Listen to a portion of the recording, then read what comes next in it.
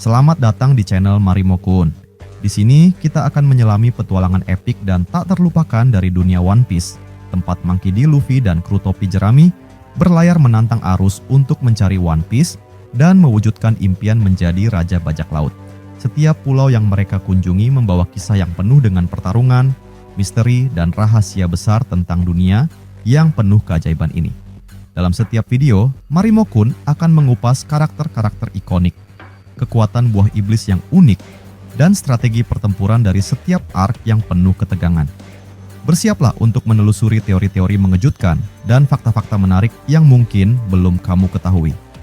Jadi, pastikan kamu sudah siap untuk menjelajahi dunia penuh warna dan petualangan yang luar biasa ini bersama kami. Jangan lupa subscribe dan aktifkan loncengnya agar kamu tidak ketinggalan setiap update terbaru tentang dunia One Piece. Baiklah, mari kita mulai.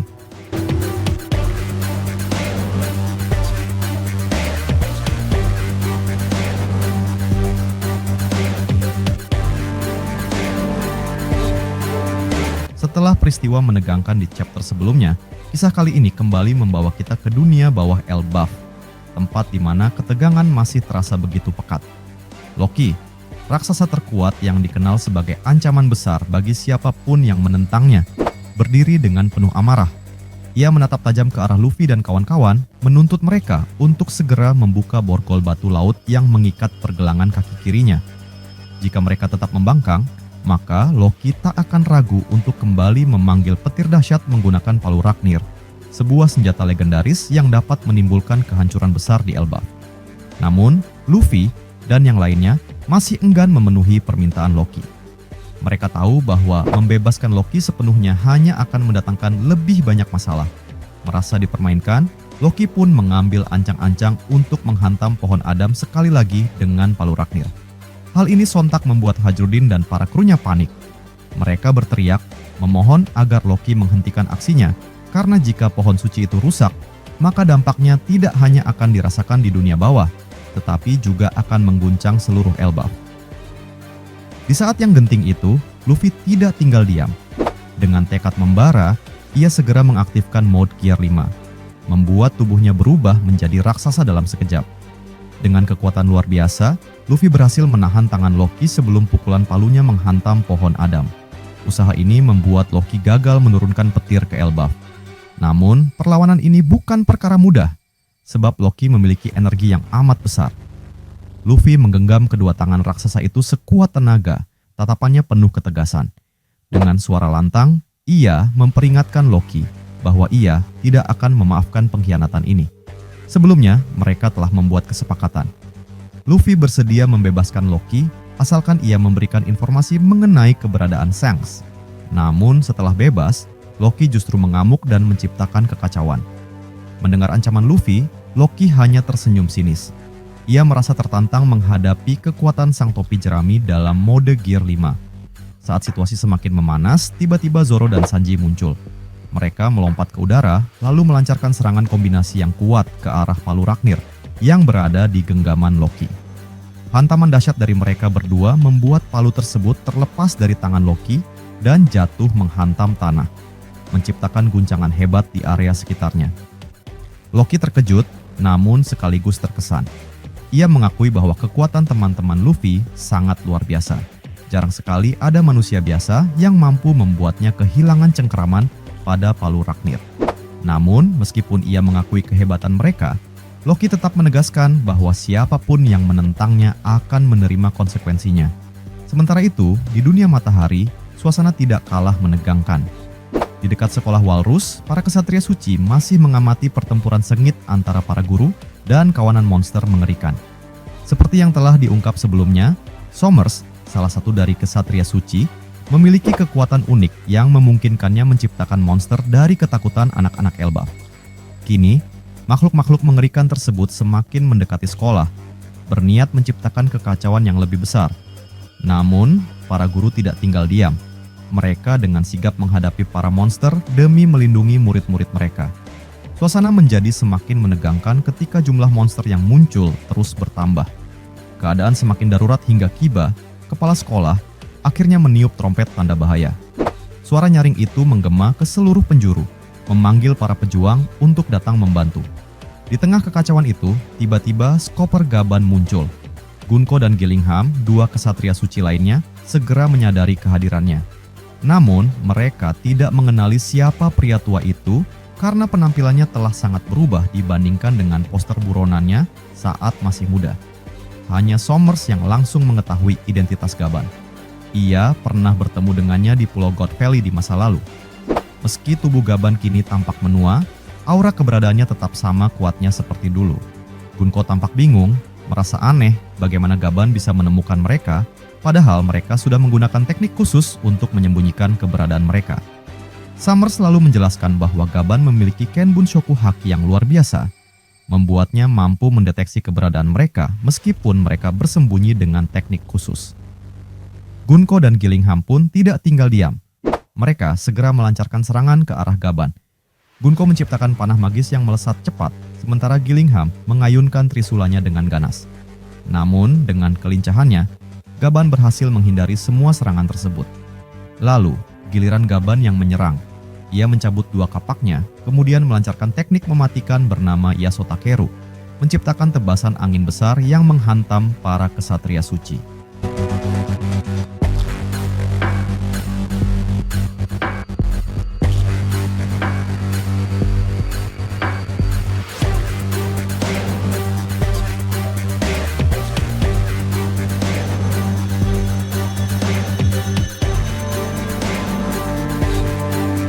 Melihat pertempuran ini, Somers hanya menonton dari kejauhan. Ia tampaknya masih menyimpan kekuatannya untuk sesuatu yang lebih besar. Namun, ia juga menggunakan kemampuannya untuk membangkitkan Nika, versi jahat yang sebelumnya telah dihancurkan oleh Robin. Kali ini, karena ketakutan anak-anak semakin besar, Nika versi jahat bangkit kembali dengan kekuatan yang jauh lebih dahsyat. Melihat hal ini, Somers memutuskan untuk mundur sejenak dan membiarkan monster ciptaannya bertarung melawan Gaban. Gunko dan Gillingham juga mulai menarik diri, sebab mereka masih harus menghemat tenaga untuk tetap menjaga anak-anak Elbaf yang tertidur agar tetap bergerak menuju pantai. Sementara itu, di tempat lain yang jauh dari Elbaf, di markas besar Angkatan Laut, Fleet Admiral Akainu sedang membaca laporan terbaru mengenai situasi di Elbaf. Dari hasil penyelidikan intel, diketahui bahwa di sana terdapat banyak tokoh penting, termasuk bajak laut topi jerami, Jewel Riboni, Kuma, klon Vegapunk Lilith, serta para raksasa kuat Elbaf. Namun, yang paling membuat Akainu murka adalah keberadaan Saul, seseorang yang dianggap sebagai pengkhianat Angkatan Laut. Membaca laporan itu, kemarahan Akainu semakin membara. Ia menyesalkan keputusan Kuzan di masa lalu yang membiarkan Saul hidup, dan kini justru Kuzan sendiri menjadi seorang pengkhianat. Lebih mengejutkan lagi, laporan juga mengungkapkan bahwa Skoper Gaban ada di Elbaf. Tak ingin membiarkan situasi semakin lepas kendali, Akainu akhirnya memutuskan untuk mengirim pasukan besar ke Elbaf guna menangani semua pihak yang dianggap sebagai ancaman. Chapter ini memberikan banyak perkembangan menarik yang akan menjadi kunci dalam cerita selanjutnya. Pertempuran di Elbaf semakin memanas, misteri di sekolah Walrus makin dalam, dan kini Angkatan Laut juga mulai bergerak. Akankah pasukan yang dikirim oleh Akainu mampu mengubah jalannya pertempuran?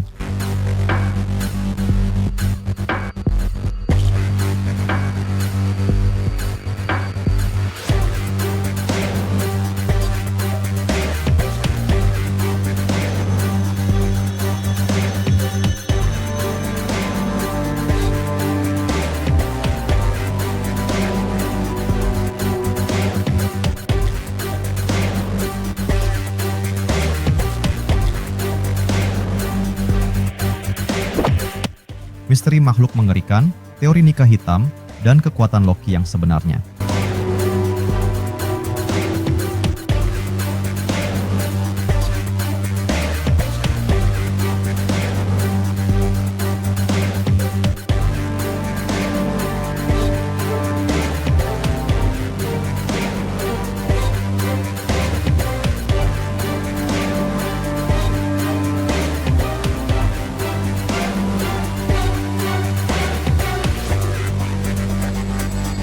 Pembahasan One Piece chapter terbaru. Seperti yang sudah kita duga sebelumnya, kali ini kita disuguhkan panel-panel epik yang menghadirkan berbagai kejutan baru. Namun, ada satu pertanyaan besar yang masih menggantung. Siapa sebenarnya dalang utama di balik kemunculan makhluk-makhluk mengerikan ini? Apakah ini murni ulah Gillingham atau justru ada keterlibatan Somers di dalamnya? Lebih jauh lagi, ada teori menarik bahwa Ange diam-diam mungkin bekerja sama dengan Holy Knights. Bisa jadi, ia sengaja menanamkan rasa takut ke dalam benak anak-anak agar Holy Knights dapat dengan mudah menjalankan rencana mereka.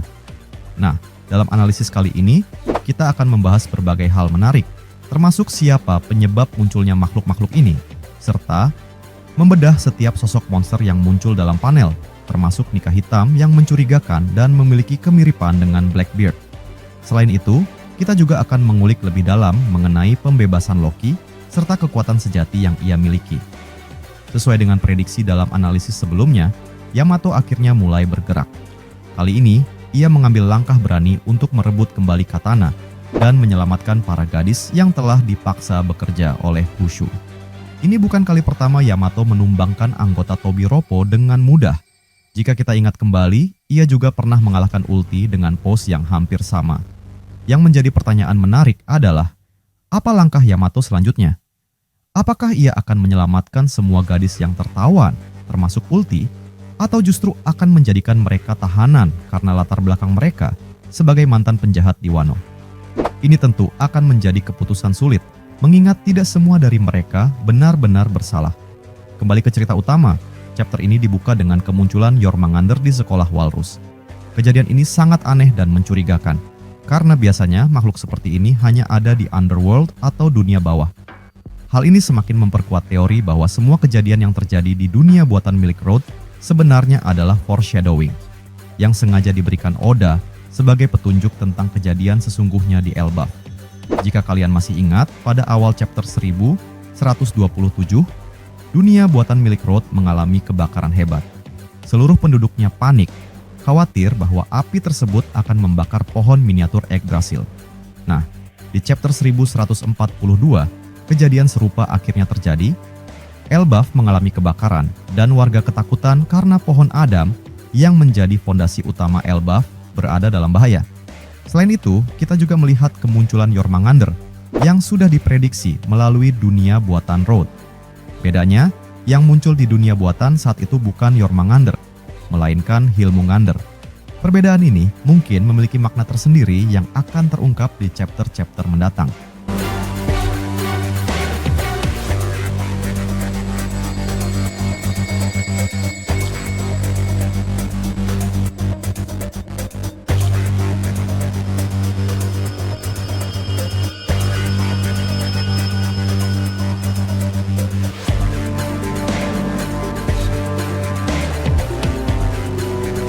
Di panel berikutnya, kita diperkenalkan dengan dua karakter baru, yaitu Blade, seorang guru matematika, dan Kiba, kepala sekolah Walrus. Jika kita perhatikan desain karakter Kiba, tampaknya ia adalah seorang Wotan, yang merupakan ras campuran antara raksasa dan fishman.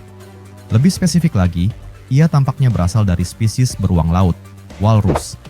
Setelah mengetahui bahwa seorang anak bernama Eigar hampir dimakan oleh Jormungandr, Kiba dan Saul segera bertindak. Mereka berhasil mengalahkan ular raksasa tersebut, dan ini menjadi momen pertama di mana ras raksasa diperlihatkan menggunakan haki secara jelas dalam cerita. Namun, masalah baru muncul setelah itu.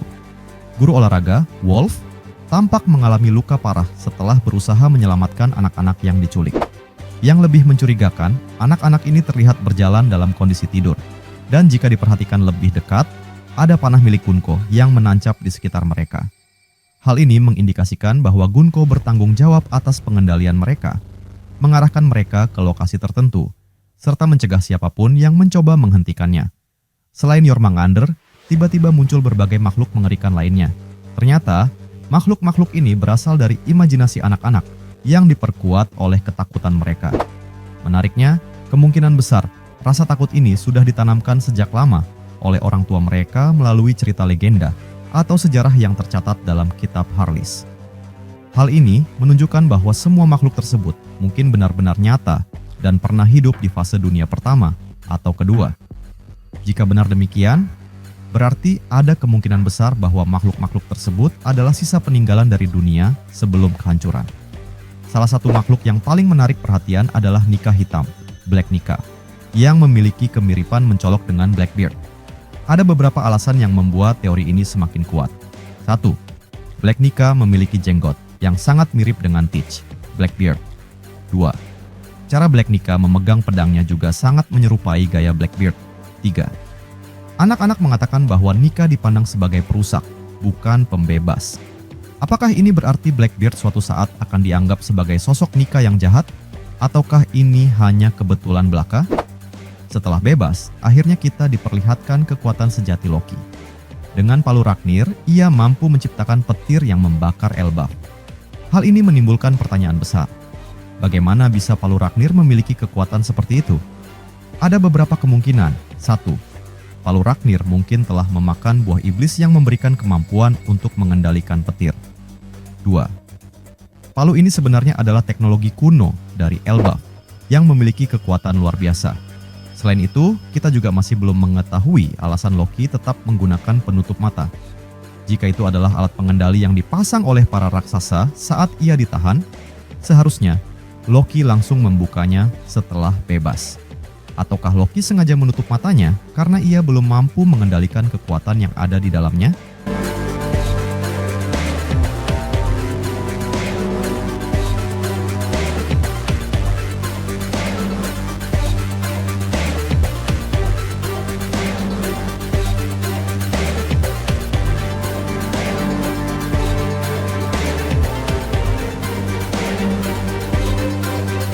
Terima kasih sudah nonton sampai akhir. Jangan lupa kasih like kalau kalian suka konten ini, share ke teman-teman kalian yang juga suka One Piece, dan tentunya subscribe biar kalian nggak ketinggalan video terbaru dari Marimo Kun. Kalau ada teori, fakta, atau topik lain seputar One Piece yang kalian pengen kita bahas, langsung tulis aja di kolom komentar. Sampai jumpa di pembahasan berikutnya, dan teruslah berlayar bersama kru Mugiwara. Salam nakama.